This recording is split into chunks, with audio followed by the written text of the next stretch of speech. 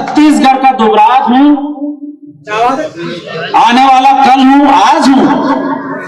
छत्तीसगढ़ का दुबराज हूँ, आने वाला कल हूँ आज हूँ। और जो हंसाकर लोट पोट करे, मैं वही हाथ से कभी गजराज हूँ। वही हाथ से पीछे बासमती बैठी है।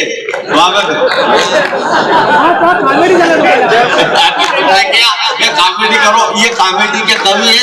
अब बीच में मुझे नहीं, मैं नहीं बोल पाऊंगा। चलिए दादा, मैं बासमती पर ही कुछ बातें समर्पित कर दूं। बासमती के बारे में कुछ बताना चाहता हूँ। दुबराज हूँ तो बासमती के बारे में थोड़ा बहुत तो जानूंगा। हंसाती गुनगुनाती है, वाह। मैं जहां रुकूं वहां वाह करना है। दादा ने बासमती बोल दिया तो मैंने थोड़ा गेयर चेंज कर दिया। हंसाती गुनगुनाती है, वाह वाह करो तभी आगे बढ़ूंगा। पूरा यहां से वहां तक। हंसाती गुनगुनाती है, इधर थोड़ी कम आवाज है। लजाती शर्माती है, हंसाती गुनगुनाती है, अदा से मुस्कुराती है, लजाती शर्माती है। अभी भी खाली है इधर। बातों से लुभाती है, हंसाती गुनगुनाती है, अदा से मुस्कुराती है, लजाती शर्माती है, बातों से लुभाती है। संभल के रहना है दोस्तों इनसे, बुलाती है बिठाती है। बैठाने से ही वाह।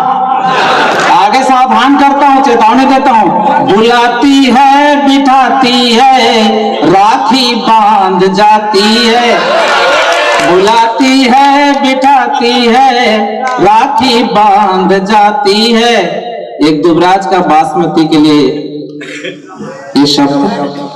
अच्छा, मैं जब हाथ सामने लेके क्यों बैठाने, राखी बांध जाती है। सावधान रहो जी। मैं जब कार्यक्रम स्थल में पहुंचा, आदरणीय प्रफुल्ल साहब मिले। उन्होंने कहा, यार गजराज तुम तो दूल्हे की तरह सच कर आए हो। मैंने कहा, प्रफुल्ल साहब इस हफ्ते का मेरा तीसरा कार्यक्रम है। पहली कार्यक्रम में मैं टी शर्ट पहन के गया, 15,000 रुपए मिले। दूसरे कार्यक्रम में फुल शर्ट पहन के गया, 20,000 रुपए मिले। फिर आज तो सोचा, आज तो राम पहली जा रहा हूं, मीणा शुक्ला जी के पंचायत में जा रहा हूं। ये बात संजय सिसोदिया साहब सुन रहे थे, हमारे कार्यक्रम के आयोजक। वो बड़े तेज दिमाग वाले, उन्होंने कहा, गजराज भाई अगर ऐसी ही बात थी तो बनियान पहन के नहीं आ जाते। बढ़िया है। हमारे आदरणीय विधायक महोदय जब मंच पर आए तो उन्होंने मुझसे पूछा, गजराज भाई आप कहाँ रहते हो? मैंने कहा, विधायक महोदय लिख लीजिए, क्वार्टर 16 सड़क 32 सेक्टर 4 भिलाई, नाम गजराज। वो बिजी आदमी शॉर्टकट में लिख दिया गजराज चौका। मैंने कहा, महोदय चौका क्या है?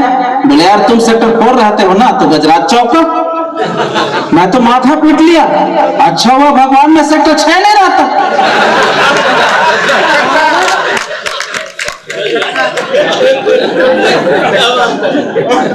मैं बोला, विधायक महोदय थोड़ा सोच समझ के लिखा कीजिए। अच्छा, राम पायले के इस पावन मंच में खड़ा होकर मुझे उस मित्र की याद आती है। जब मैं शुरू में लिखता था तो बिल्कुल पसंद नहीं करता, चिढ़ जाता था। एक दिन उसने मुझे चैलेंज दिया कि मैं तुम्हें टॉपिक देता हूं, उस पर कुछ लिखो तो जानू। मैंने कहा, बताइए भाई साहब, मैं कोशिश करूंगा। तो उन्होंने कहा कि मान लो तुम्हारी शादी 2 बच्चों की मां से हो जाए, तो उन बच्चों के लिए क्या लिखोगे? 5 मिनट का वक्त है, लिख कर बताओ तो जानू। मैं राम पायले के इस पावन मंच को हाजिर नाजिर जानकर कहता हूं, मैंने 5 मिनट नहीं 5 सेकंड नहीं लगाया और तपाक से मैंने कहा, तू लाल है किसी और का, तुझे पालता, तू कमाल है निखारता। तब मेरे उस दोस्त ने कहा, भाई गजराज ये रास्ता नहीं छोड़ना, कभी न कभी तो कहीं पहुंच जाओगे। और आज राम पहले पहुंच कर मेरे उस दोस्त की याद आती है। एक बार जोरदार ताली उस दोस्त के लिए। जिंदाबाद। पिछले दिनों चंद्रमा पे जाने की बहुत बातें हुई। हमारे देश का एक बहुत पॉपुलर नेता भी चांद पे जाना चाहता था। ये बात और है कि वो वहां पहुंच गया जहां भगवान श्री कृष्ण का जन्म हुआ था, जेल। लालू प्रसाद यादव जी जेल जाने के पहले रबड़ी देवी जी को बुलाए और कहने लगे, आओ रबड़ी चांद पे जाए, दोनों वहां भैंस चराए। लालू यादव जी चांद पे भी जाएंगे तो भैंस चराने की ही बात करेंगे। आओ रबड़ी चांद पे जाए, दोनों वहां भैंस चराए, छोटा सा कुटिया बना के एक नई मुनिया खिलाए। आओ रबड़ी चांद पे जाए। अच्छा, आपका रामपायली शहर बहुत होनहार शहर। यहाँ के बच्चे जितने होशियार उतने ही शैतान। मैं एक मंच पर कह रहा था, ये बच्चे बैठे हैं, इन्होंने कवि सम्मेलन को जिंदा रखा है। एक बार जोरदार तालियां इनके लिए। ऐसे एक मंच पर बोल रहा था कि इन्हीं में से कोई नीरज चोपड़ा बनेगा, कोई महेंद्र सिंह धोनी बनेगा, कोई सानिया मिर्जा बनेगी। एक शरारती बच्चा मंच पर ही आ गया और अपने होठ में जीभ घुमाते कुछ इस तरह से बोला, अंकल मैं क्या बनूंगा? मैंने कहा, बेटा जो तेरी हरकत है ना, उससे तो साफ जाहिर है तू खाली इमरान हाशमी बनेगा। अच्छा, रामपायली का एक बच्चा टीवी प्रोग्राम में गया, वहां बहुत शानदार परफॉर्म किया तो जज ने कमेंट दिया। अब उसके सामने उसका पिताजी भी बैठा है, सुखलाल भैया। अब टुकलाल ने शानदार परफॉर्म किया तो जज ने कमेंट दिया, बेटा तुम तो ईश्वर का कमाल हो। दूसरे जज ने कहा, तुम तो ईश्वर की देन हो। तीसरे जज ने कहा, तुम तो ईश्वर का वरदान हो। अब सुखलाल भैया का दिमाग खराब हो गया, खड़े हो गए, भड़क गए। अरे क्या ईश्वर लगा रखा है? अरे ईश्वर है ना, खाली बारात भर में गया था, बाकी सब मेरा ही है। जिंदाबाद है। अच्छा, मंच पे आने के पहले मैं एक मित्र के घर गया।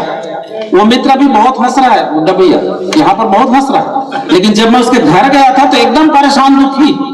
मैंने कहा, भाई साहब बात क्या है? बोले, यार मेरे घर बहुत बड़ी परेशानी आई है, भारी तकलीफ आई है। मैंने कहा, बता तो भाई बात क्या है? तो बोला, यार मेरी सास आई है यार। मैंने कहा, सास में परेशानी? बोले, और नहीं तो क्या? अरे खुद आई तो आई, साथ में 1.5 सास को लाई। हमारे छत्तीसगढ़ में 3 हाथ दूर रहते। और सबसे बड़े दुख की बात गजराज भाई, मेरी साली को घर में छोड़कर है आई। जिसको लाना चाहिए उसको तो नहीं लाना। तो सही बात है, जैसे आप सबको पसंद आती है साली, हम कवियों को पसंद आती है ताली। आदरणीय गुड्डा भैया, हम कवियों के बारे में अक्सर लोग कहते हैं, जहां न पहुंचे रवि वहां पहुंचे कवि। लेकिन मैं कवि होकर भी बात नहीं मानता, बल्कि मैं ये कहता हूं कि जहां न पहुंचे दुनिया सारी, वहां पहुंचते हैं सेठ व्यापारी। जैन भैया। और आज मैं 4 पंक्ति में सिद्ध कर देना चाहता हूं, आज के बाद आप भी नहीं बोलेंगे जहां न पहुंचे रवि वहां पहुंचे कवि, बल्कि आप भी बोलेंगे जहां न पहुंचे दुनिया सारी, वहां पहुंचते हैं सेठ व्यापारी। सत्तू सेठ के घर किरोड़ी मलाया, नाम भी व्यापारी वाले। सत्तू सेठ के घर किरोड़ी मलाया, जेब से निकालकर फोटो दिखाया, बोला, ये लड़का 2-2 फर्म का मालिक है, ये लड़का 2-2 फर्म का मालिक है, बड़ी मुश्किल से मनाया हूं और तेरी छोरी की खातिर शादी का रिश्ता लाया हूं। अच्छा भैया, शादी की बात पर ही फोटो के लड़के में बड़ा दम था, खाते पीते घर का था, भारी भरकम था, मोटापा देख सत्तू बोला, यार किरोड़ी ये लड़का कुंवारा है, यार किरोड़ी ये लड़का कुंवारा है। अब किरोड़ी का जवाब सुनना साहब, और पसंद आ जाए तो एक भी हाथ खाली ना रहे। किरोड़ी बोला, अरे सत्तू भाई ये लड़का बड़ा ही नेक और प्यारा है। अरे ये इसका बाप भी कुंवारा है, इसका बाप भी कुंवारा। और जैसा कि मैं कह रहा था कि रामपायली बहुत पढ़े लिखे लोगों का शहर। हमारे कवि मित्र हैं प्रदीप स्वामी मास्टर हैं, जोरदार तालियां बजाएं उनके लिए। है कहीं पर तो है।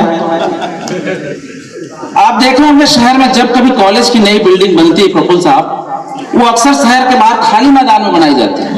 नई बिल्डिंग। कारण क्या होता है, मैं एक हाथ से कभी की तिरछी नजर, मैं कहता हूं कि कॉलेज के नए भवन शहर के बाहर इसलिए जाते हैं बनाए, ये मोहल्ला जाग जाना आप लोगों के लिए है। कॉलेज के नए भवन शहर के बाहर इसलिए जाते हैं बनाए ताकि लड़के लड़कियां पढ़ने लिखने ना सही, कम से कम मिलने के बहाने तो आए। लेकिन हंसने की बात नहीं भाई साहब, क्योंकि जिस तरह किसी जॉब के लिए डिग्री चाहिए, प्यार करने के लिए भी योग्यता चाहिए। और योग्यता ये कि फर्स्ट लव प्रपोजल का रिप्लाई पाकर, प्रफुल्ल साहब आपके जमाने में पत्र आते थे, अब रिप्लाई आता है। फर्स्ट लव प्रपोजल का रिप्लाई पाकर लड़के का तनमन डोला, पर तो प्रश्न पत्र निकला जब इनबॉक्स खोला, लिखा था क्या तुम्हारे पास नौकरी है, कोई ड्रेसिंग स्टाइल है, क्या तुम्हारे पास नौकरी है, कोई ड्रेसिंग स्टाइल है, नया मॉडल की बाइक और एप्पल सीरीज का मोबाइल है, क्या तुम्हारे पास नौकरी है, कोई ड्रेसिंग स्टाइल है, नया मॉडल की बाइक और एप्पल सीरीज का मोबाइल है, अगर ये सब कुछ हो तो कल फिर आना, वरना लाल गुलाब लेकर दांत दिखाने नहीं आना। अगर ये सब कुछ हो तो कल फिर आना, वरना लाल गुलाब लेकर दांत दिखाने नहीं आना। लड़के का बदल गया बर्ताव और गुस्से में आकर बोला, मेरे प्यार के अंगूर को तूने नीम के भाव तोला। अभी बाजार में अंगूर है, जब नीम पके तो देखना एक जैसे ही दिखता है। तो लड़के ने कहा, मेरे प्यार के अंगूर को तूने नीम के भाव तोला। और लड़के ने आगे जो कहा, मैं लाख रुपए की बात कहता हूं, यहां से 1000 ताली बज सकती है। लड़के ने कहा, अगर ये सब कुछ, लड़के ने कहा, अरे मैं तो भ्रष्टाचार की बलि चढ़ा हूं, अरे मैं तो भ्रष्टाचार की बलि चढ़ा हूं, वरना लड़का मैं भी लिखा पढ़ा हूं। मैं तो भ्रष्टाचार की बलि चढ़ा हूं, वरना लड़का मैं भी लिखा पढ़ा हूं। और लड़के ने आगे जो कहा और पसंद आए और तालियां उठे। लड़के ने कहा, अगर ये सब कुछ मेरे पास होता तो मैं तुम्हें क्यों आजमाता, मैं तो सीधे सीधे सारा अली को नंबर लगाता, सारा अली को नंबर लगाता। और गुड्डा भैया, मैं उस भिलाई से आता हूं जो कौमी एकता का शहर है। हमारे भिलाई में एक मस्जिद है। मुझे जानकर बड़ी प्रसन्नता हुई कि कोरोना वॉरियर में तिवारी भी है, अली भी है और वीणा शुक्ला जी भी है जो खुद सरपंच है। सरपंच अगर कोरोना वॉरियर हो सकती है तो सोचो कि वहां कोई भी समस्या नहीं हो सकती। एक बार जोरदार तालियां बजाएं। हमारे भिलाई में कभी आप आए हैं तो देखेंगे, और नहीं आया तो मैं आपको दावत देता हूं, आमंत्रित करता हूं। वहां एक मस्जिद है जिसे एशिया का खूबसूरत मस्जिद कहा जाता है। एक मस्जिद की दीवार से सटी हुई चर्च है। इस दृश्य को ध्यान में रखना, मैं बड़ी बात कहना चाहता हूं। दोनों की दीवारें आपस में जुड़ी हुई है। उस बात से मैं एक चित्र से आपको जो बात कहना चाहता हूं आप तक पहुंच जाए। चर्च ने कहा, मस्जिद से हम आपस में कितना जुड़े हुए हैं, सटे हुए हैं। चर्च ने कहा, मस्जिद से हम आपस में कितना जुड़े हुए हैं, सटे हुए हैं। तो मस्जिद ने कहा, मगर हमारे मानने वाले, चाहने वाले कितना बटे हुए हैं। तो मस्जिद ने कहा, मगर हमारे चाहने वाले, मानने वाले कितना बटे हुए हैं। थोड़ी दूर गुरुद्वारा से आवाज आई, जबकि ये भगवत गीता के श्लोक, कुरान की आयतें, बाइबिल रटे हुए हैं।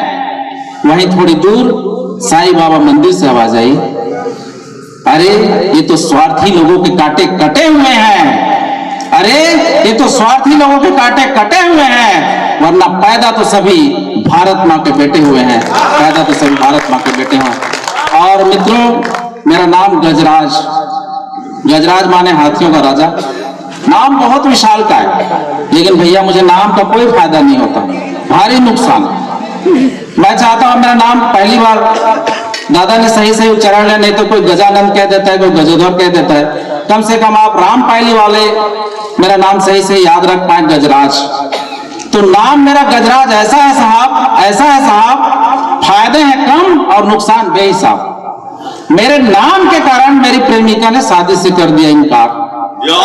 नाम के कारण, जिंदाबाद। मेरे नाम के कारण मेरी प्रेमिका ने, भाई अभी जैसे भी दिख रहा हूं लेकिन मेरी भी प्रेमिका थी। देखिए, विलंब से खड़ा किया है हमने गजराज दास महंत को, तो उस हिसाब से न ले आप। ये बहुत प्यारे व्यंग पढ़ने वाला देश का बड़ा नाम है। एक बार जोरदार ताली बजा करके मन से सुने, आपको आनंद आएगा। तो मेरे नाम के कारण मेरी प्रेमिका ने शादी से कर दिया इनकार। बोली, गजराज से शादी मारना थोड़ी है। अरे मैंने उसे कई प्रकार से समझाया, अरे सिर्फ मेरा नाम बस गजराज है, तो और डर के बोली, जथा नाम तथा गुण हुआ तो। आखिर में भाई साहब उसकी शादी चेतक नाम के लड़के से हुई। अब चेतक वाले जानते हैं महाराणा प्रताप जी से संबंध है। तब मैंने कहा यार तुम्हारी चॉइस पर तो आती मुझे हंसी है, यार तुम्हारी चॉइस पर तो आती मुझे हंसी है। अरे गजराज से बच के भागी और घोड़े से फंसी है। आखिर में साहब मेरी भी सगाई हुई तो मैं अपनी मंगेतर से मिलने जाया करता। मुझे देखते ही उसका भाई गुर्राने लगता। एक दिन मंगेतर बोली, आप जब कभी आते हो आपको देख के क्यों गुर्राता है? मैं बोला यार तू काहे को टेंशन लेती है, गजराज को देखते ही कूदते तो भोगते ही हैं। उसके बाद साहब मेरी शादी हुई। कपिल भाई क्या भारी बात है यार। उसके बाद मेरी शादी हुई तो पार्टी में मेरी वो प्रेमिका मिली और मेरी पत्नी से बोली, बहन तुम्हारे हिम्मत की दाद देती हूँ, जो तूने गजराज से शादी की, मतलब जो काम मैं नहीं कर पाई तुमने किया। बहन तुम्हारे हिम्मत की दाद देती हूँ जो तूने गजराज से शादी की। मेरी पत्नी ने उसे ऊपर से नीचे तक देखा, बोली अच्छा कल मुही कहीं की वो तू है? अरे तू नहीं भागती तो मैं थोड़ी फंसती। अरे बाप रे। अच्छा साहब उसके बाद उनको शायद पता ना हो, बाकी और लोगों को पता है, शादी के बाद एक प्रक्रिया होती है जिसे हनीमून कहा जाता है।